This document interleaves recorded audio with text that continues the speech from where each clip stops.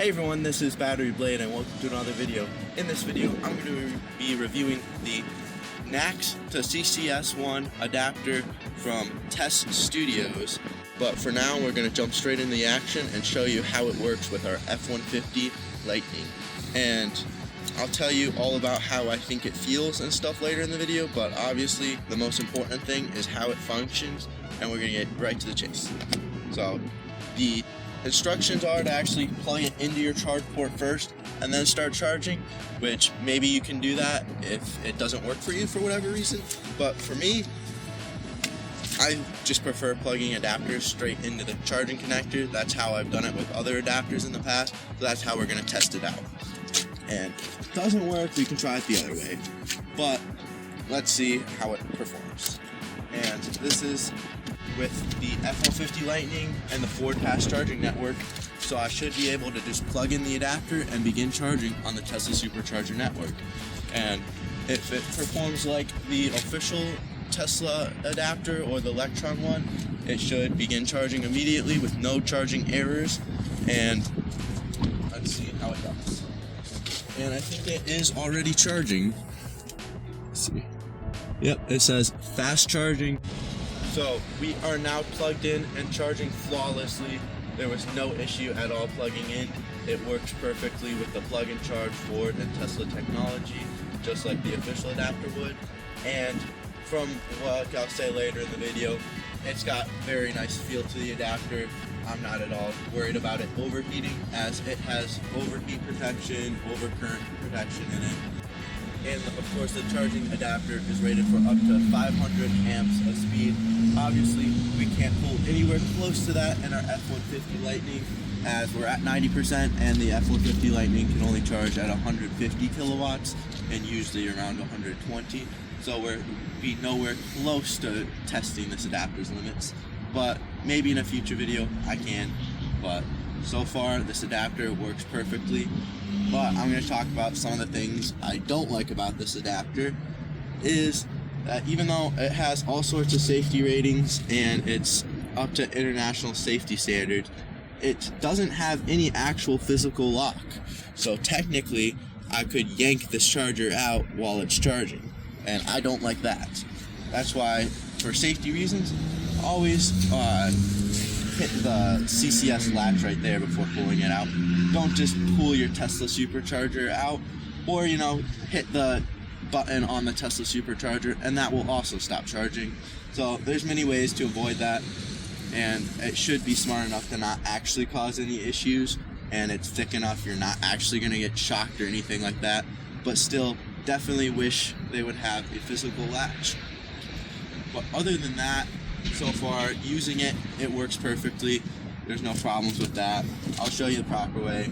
You do that, stops charging, it stops charging, you get a latch, you pull it out, and you also hit the CCS1. Very durable adapter.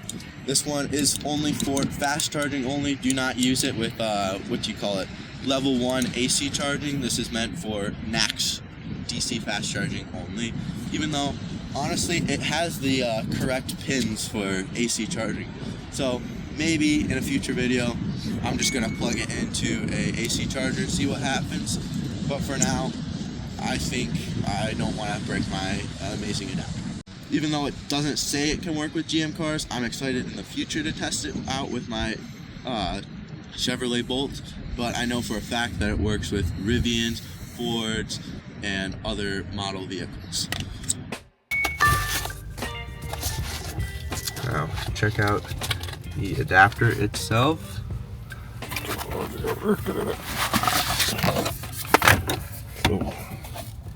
Oh, that feels pretty nice, actually.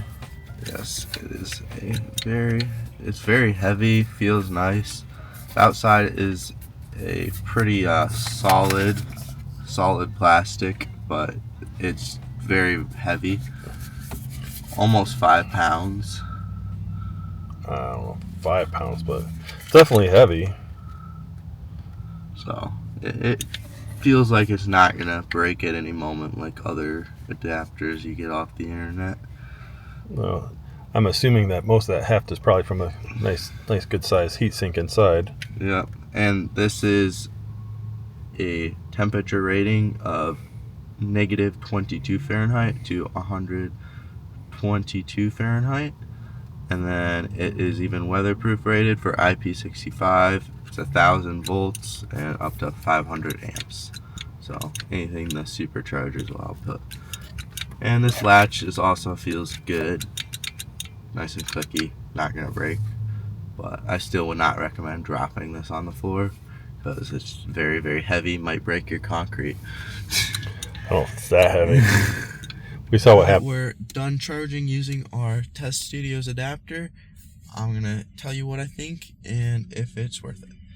This adapter overall very easy to plug into. It had a very solid connection when plugging it into, and it didn't at all seem like a cheap adapter.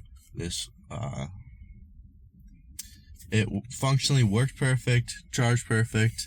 It had no problem doing the plug and charge.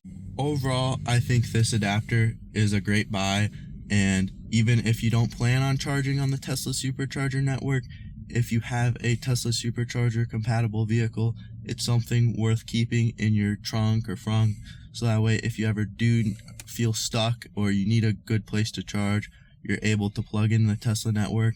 And this adapter is a lot cheaper than the over $200 official adapters off the automobile websites and stuff. So I think that, yeah, this is overall a good buy. But this was my review of the Tesstudios adapter. If you're at all interested, I'll have a link in my description. And I know they're running some Black Friday sale, and they have a code battery will get you a certain % off. I'll have that linked in the description. Thank you so much for watching this video. Don't forget to subscribe, leave a like, comment down below any questions. I'll make sure I answer it for you. Goodbye.